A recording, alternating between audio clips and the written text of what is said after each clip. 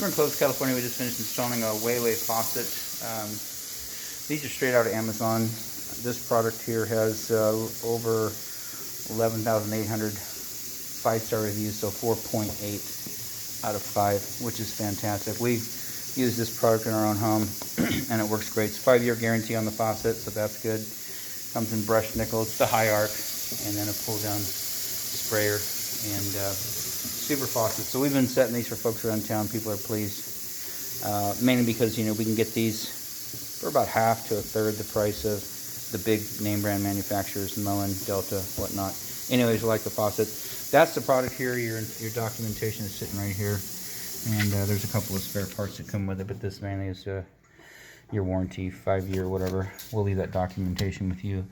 But anyways, we got it hooked up. They're shutoff valves. I think they were dripping a little bit, and just tighten on the packing nut, and so they're good, hot and cold.